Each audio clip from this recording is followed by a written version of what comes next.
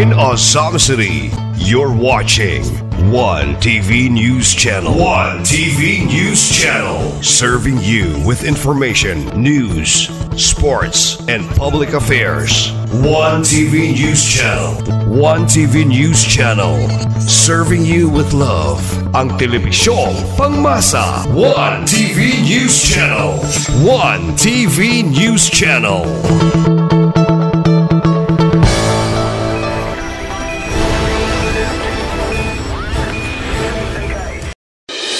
Oras na aron masayod tas mga nagunang mga balita ug mga labas mga impormasyon. Aniya na ang One TV News Break. One TV News Break. Kauban si Johnny Tome. Magadalit ka nato sa mga nagunang mga balita, sulod ug gawas sa atong dakbayan, mga nagpuwasi nga mga issues ug mga nagbagang impormasyon. One TV News Break. One TV News Break. Kauban si Johnny Tome ug karon aniya na ang inyong anchorman Johnny Tome alang sa One TV News Break. News Break. Higala, kumusta? Ako si Johnny Tome, ang mohato na sabkaninyo sa nagbagang mga balita sa One TV News Break Misamis Occidental. Sa atong mga headlines, Motor Cab Association gipasidanan sa implementasyon sa City Traffic Light Ordinance. CTMS mangulo sa implementasyon sa City Traffic Light Ordinance. Mga traffic sign nga wala gi-install sa syudad, hingpit nang ipadili. Usamis Airport nagpahigayon og bomb simulation drill. Barangay official sa Labo mihimo og safety measures sa Labo River Footbridge. One TV News Break. Og karon sa detalye sa nagbagang mga balita sa One TV News Break Misamis Occidental. Motor Cab Association gipasidanan sa implementasyon sa City Traffic Light Ordinance. Private road user o samot na ang mga public utility vehicle gipasidanan daan alang sa hingpit nga pagpatuman sa City Traffic Light Ordinance. Si Motor Cab Federation President Horlan Moralion gimanduan na sa konsiho atol sa public hearing nga sa pagkakaroon nga gifinalize pa ang maong mga probisyon sa City Ordinance nga kinahanglang mas tunan pa sa mga motor cab driver ang mga traffic sign o traffic light aron dili makalapas sa mas gipahugot pa nga balaod sa trapiko sa syudad. Miaksyon og kabalaka si President Horlan Moralion gumikan sa mas halang nga kantidad sa penalty o aduna pay gipataban nga pagkapriso. Ang kapulisan sa dakbayan sa Usamis nagpahinumdum usab sa mga Motor Cab Association nga likayan sa hingpit ang pag-agi sa inner lane sa mga national highway gumikan kay apil kini sa ipahamtang nga violation kon makahimo nini nga sa laod ang mga motor cab driver. Siguro ang among plano tingali among ipaabot sa among mga kauban puhon-puhon og unsay amo ato ang makuanan karon ini nga kuan balaod ining 5,000 pero ang 5,000 murag dako ra jud kayo ay labi na kanang imprisonment samot unsaon na lang mapuno yun among presuhan dira. So siguro Mr. Chair ipaabot na namo sa mga kauban kuan o okay ba yung sila nga kuan kay medyo sa amo lang karon dire murag dako ra gyud. So daghang salamat. One TV News Break. CTMS mangulo sa implementasyon sa City Traffic Light Ordinance. Panguluhan sa CTMS o City Traffic Management Services ang pagpatuman sa City Traffic Light Ordinance. Nagkanayon si Public Hearing Chairman Attorney Mars Tapayan nga bisan ang CTMS mao'y gitudlong lead apprehension team apan dili mawala ang presensya sa mga personnel usab sa Usamis City PNP. Kini gikalipay sa CTMS gumikan kay mas labing respetuhan pa sa mga motorista ang CTMS kung adunay backup nga mga mobile patrol sa kapulisan. Sama sa nandan, wala tangtangi o katungod sa pagdakop ang kapulisan gumikan kay nasudnon nga balaod ang trapiko apan ang iisyu nga penalty sa kapulisan ngadto sa mga violator, citation ticket gyapon gikan sa City Hall. Bukas usab ang konseho nga dungagan og tawo ang CTMS gumikan kay sa pagkakaron kulang ang mga personnel niini isip pagpangandam sa hingpit nga pagpatuman sa City Traffic Light Ordinance. The Authority of the City Traffic and Management Services. Clarificatory lang, Mr. Chair, if the Osami City Police Office has not given the authority to, as well as the mobile forces, second PMC mobile force, Mr. Chair, because as we all know, we have a citation ticket provided to us to implement the ordinances violated by violators within the city, Mr. Chair. Thank you, Mr. Chair. Thank you, sir. Before I will ask Ate Francis to respond, kining maong authority hati naman sa team is only sila maguna ba? Lead agency kay LGU Manilunas, pero the police we always be a partner in enforcing this ordinance. Kumapov na sa atong LGU. Thank you, Mr. Chair. Ang lead lang ay ang CTMS, pero kauban sa police kaya usahay ang CTMS dili kayo kalukan ba? So we need the support of the police para gyud ma-enforce ang ordinance. So may I... One TV Newsbreak. Mga traffic sign nga wala gi-install sa syudad, hingpit nang ipadili. Sa pagpatuman pohon sa City Traffic Light Ordinance, mahimong matikitan, mapinaltihan o makasuhan ang mga individual nga mukuha o mutangtang sa mga traffic sign nga gipangpahimutang sa kagamhanang lokal o bisan mga traffic sign nga gipanag-iya sa Department of Public Works and Highways. Bisan ang pagbuot-buot og butang og traffic sign alang sa personal nga katuyuan, dako gihapon kining bawal. Kini mabasa sa Article 3, Section 8 sa City Traffic Light Proposed Ordinance nga gipasabot sa City Legal Counsel Attorney Francis Sulita. Sa gipahigayon nga public hearing mahitungod sa gituking Traffic Light Ordinance, matud pa ni Attorney Francis Sulita nga bisan ang Department of Interior and Local Government adunay memorandum circular nini ang pagdili sa mga individual kuna pagdili sa mga individual o mga establishmento sa pagbutang og traffic sign. Sama na lang sa traffic sign nga no parking aron ang tagdumala ra mismo ang eksklusibo nga makaparking og kini nga kahimtang kumon nga makita sa bisan asang bahin sa kadalanan ning syudad og kini dakong bawal. Then Article 3, installation and interference with traffic control items.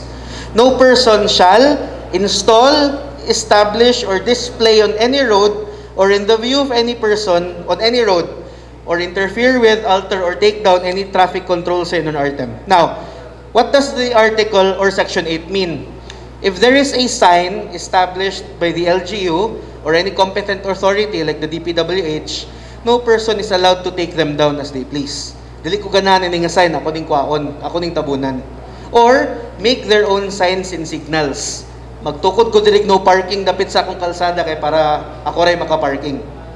As discussed by Sir Edgel, the DILG of Ozami City, the DILG person for Ozami City, under the rules and regulations of the Department of the Interior and Local Government, bawal gina sila. You are not allowed to have any sign that, kumbaga, I am putting this sign up so I can call a spot on the street my own. Bawal gina siya. No single person has any right or any specific right to a specific street, regardless as to whether the same, it is actually adjacent sa ilahang home or sa ilahang place of business. It's public road. Kita tanan tagya na, bale. So, ano si Sir Edgel, makita ganina siya, not only nga i-clear na siya sa DILG, but you will also be penalized by this ordinance. One TV Newsbreak. Samtang Osamis Airport nagpahigayon og bomb simulation drill. Usa ka simulation exercise ang gihimo sa Osamis City Airport dili pa lang dugay.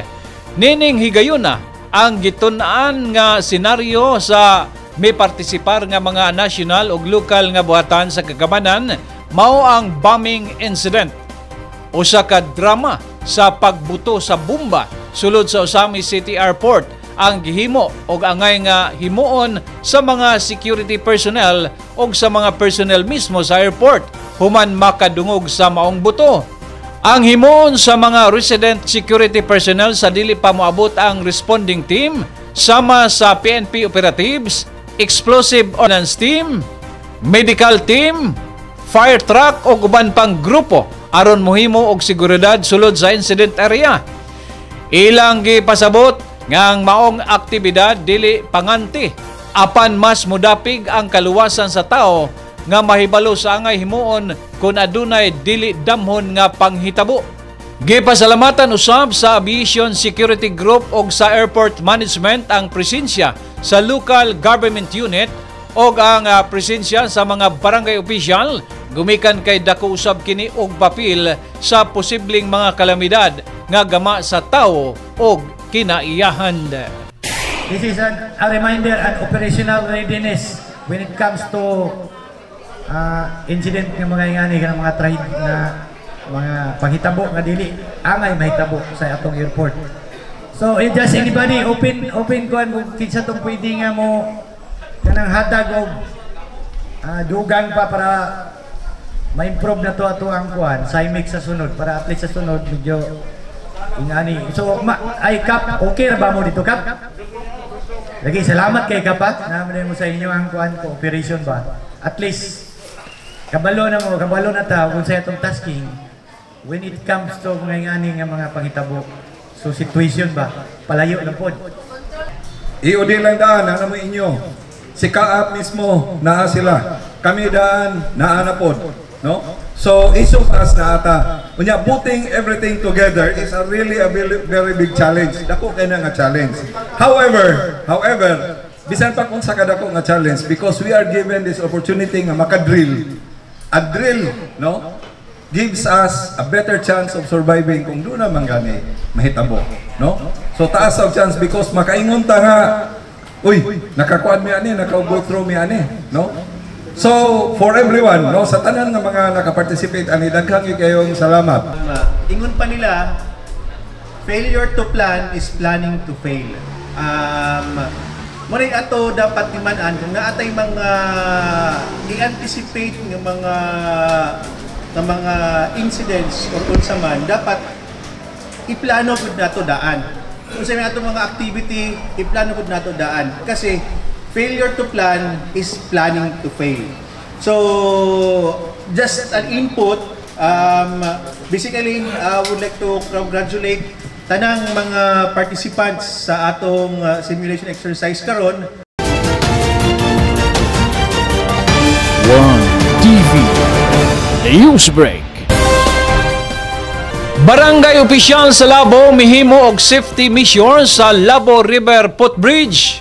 Mihimo na karon og temporaryong solusyon ang mga barangay opisyal sa Labo, Osamis City aron pabilin nga luwas sa mga mutabukay sa Labo River, ang Labo River Footbridge nga na mahimutang sa Purok 2. Nagkanayon si Kapitan Elvira Maligon nga nining higayuna lunlon taw lang ang mahimong makatabok og hingpit ng gidili ang pag-agi sa mga motorsiklo nga adunay pasahero o mga kargamento gumikan kay dili na kasaligan ang mga kahoy nga salog niini.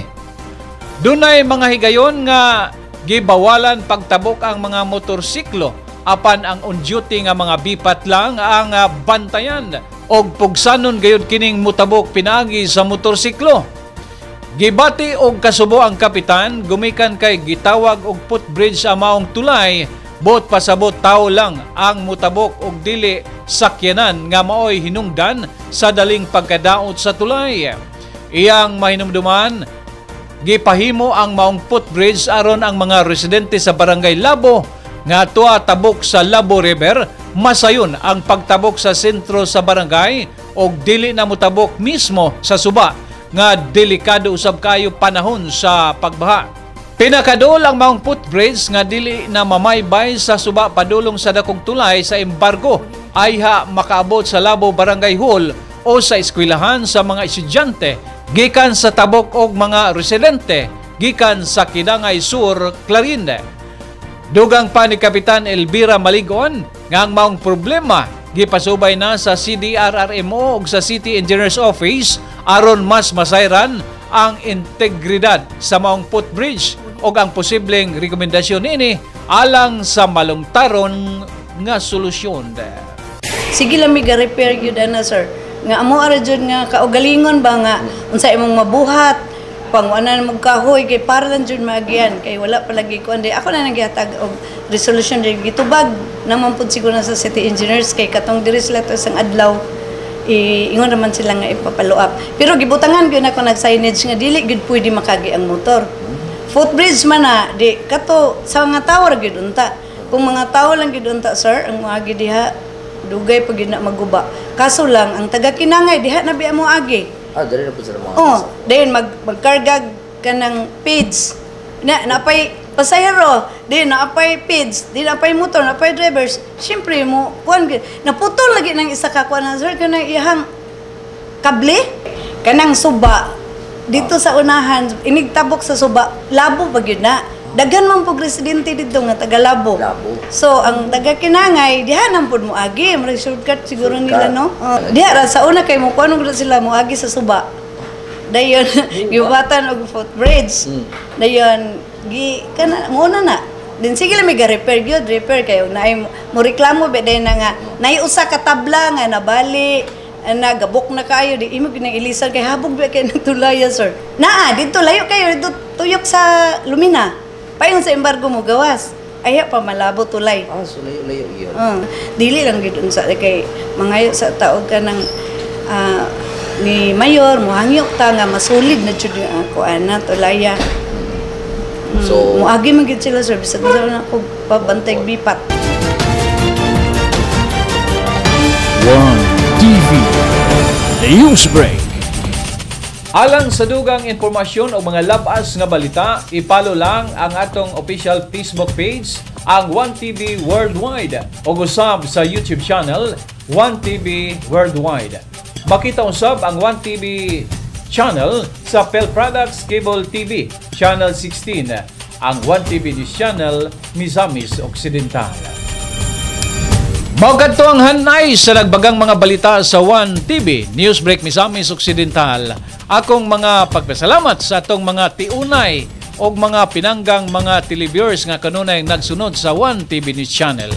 Mga pagpasalamat sa atong mga sponsors sa manining musunod. Gloria Bazaar Ozamis, Rizal ug Bernard Branch, Ozamis City, ug usab sa Gloria Bazaar o Roqueta Branch. Bryant Milling and Marketing, kompleto sa mga hog feeds, poultry products, veterinary products sa mas ubos nga presyo at bangkini sa Unitop Ozamis. Odyssey Motors, Power Depot Trading ug ang Power Depot Yamaha 3S. Ozamis City People's Multi-Purpose Cooperative Incorporated. Look for Yuli Prosianos, Luyo sa Public Mall, Purok 1, San Roque, Ozamis City. Goshen Home Care Furnishing Incorporated, formerly FJK Trading. Makita ninyo ang mga manindot ng mga klase-klaseng home furnishing, home furniture products ug daghanan pa. Animas Street, Barangay Aguada, Ozamis City. Alhambra Solera Light, Top Coffee ug Dairy Champ. Distributed by U Lincoln Jr. General Merchandise. To Go Travel, To Go Express, To Go Freight Cargo Ozamis. Managed by Mr. Anitio. FYT Hardware Corporation. Kompleto sa mga construction ug electrical materials. Tawag lang sa 521-0458 ug 521-0246. Look for Mr. Pershing Tan Quieto. Park and Go Bake Shop, Ozamis Branch. Mapalit ang mga lami ang mga pan, cakes ug uban pa. Elim Agricultural Supply. Managed by Mr. Jomer Capio, Lamaan, Ozamis City. Ang St. Joseph General Hospital Consulta Provider. Nahimutang sa Washington Street, 50th Barangay, Ozamis City, Misamis Occidental. Ang inyong kahimsog ug kaayuhan mao ang prioridad para sa walay katapusang kalipay. Maxiritz Corporation. Kompleto sa construction materials, plumbing ug electrical supplies. Anaan mutang sa Rizal Avenue Avenue, Ozamis City. GG Mall, ang sariling atin store in Ozamis City. McDonald's Ozamis. Ug bisitahi usab ang pinakalamian nga restaurant, ang Central Perks Ozamis, at the 3rd floor of GG Mall, Ozamis City. Ascenso Tudela LGU, headed by Mayor Samuel Paruhinog, Vice Mayor Estela O. Estaño, and members, Tudela, Misamis Occidental. Attorney Mars Tapayan, Majority Floor Leader, City Council of Ozamis. Board Member Nemesio Lahay-Lahay, Chairman Committee on Peace and Order, Misamis Occidental. Governor Henry S. Waminal Sr., Province of Misamis Occidental. Congressman Ando Waminal, Representative 2nd District. Ascenso Ozamis LGU, headed by Honorable Mayor Henry Indy Waminal Jr. and Vice Mayor Bebby Neri, and the City Council members of Ozamis. Sa ngalan sa Tibok Pwersa sa 1TV News Channel Misamis Occidental, kini ang inyong ubos nga alagad, Johnny Tommy ang muingon, kung matarong ang nagulo, magmalipayon ang mga tao. Apan kung dautan ang namunuan, bagantos ang katawhan. Dagang salamat, Misamis Occidental. Salamat sa Diyos.